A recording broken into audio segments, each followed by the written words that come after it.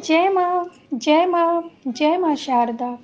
माँ शारदा मणि जी बहुत ही दयालु और सरल स्वभाव की थी। उनके भक्त माँ शारदा मणि जी को अपनी माँ की तरह श्रद्धा किया करते थे और अपनी सगी माँ मानते भी थे। माँ भी कहती थी कि मैं तुम्हारी अपनी माँ हूँ। उनके सभी भक्त माँ से अक्सर मिलने के लिए, उनके दर्शन के लिए उनके पास जाया करते थे।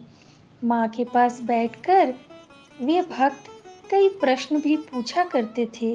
वे सारे प्रश्न बहुत ही ज्ञानवर्धक हुआ करते थे। एक बार इसी तरह माँ के एक भक्त ने माँ से पूछा, अच्छा माँ, ऐसा क्यों होता है कि कोई कुछ भगवान से मांगता है तो उसे कभी नहीं मिलता है, और कोई भगवान से कुछ नहीं मांगता है फिर भी उसे वह मिल जाता है।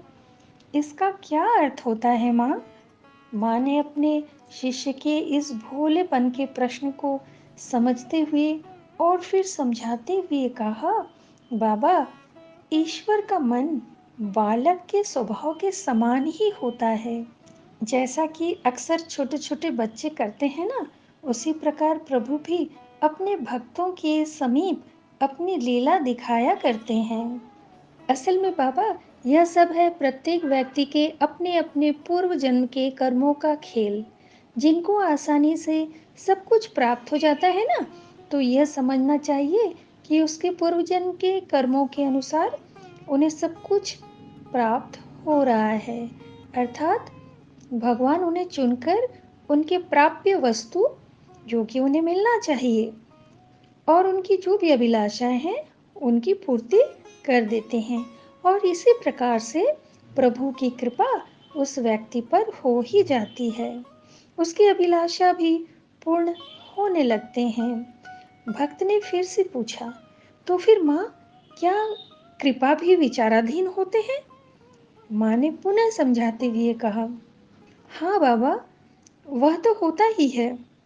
पहले तो विचार किया जाएगा किसके कर्म कैसे हैं, और उसके बाद फिर उस पर कृपा की जाती है।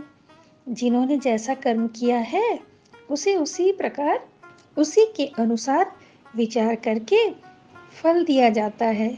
और जानते हो, जब यह कर्मों का लेखा जोखा खत्म हो जाता है, तभी से ही ईश्वर की कृपा मिल गई है, ऐसा समझना चाहिए। यह बहुत ही गहरी और महत्वपूर्ण विषय है।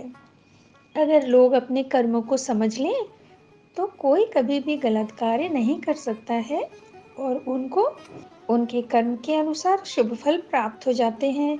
उनकी मनोकामनाएं भी क्रमशः पूर्ण होने लगती है। माँ की बातें सुनकर उपस्थित समस्त शिष्य मुग्ध हो गए। साथियों, यदि आज का यह विषय और माँ शारदा जी की वाणी आप लोगों को अच्छी लगी है तो कृपया मेरे चैनल को लाइक, शेयर एंड सब्सक्राइब अवश्य कर दीजिएगा। बहुत बहुत धन्यवाद। जय माँ शारदा।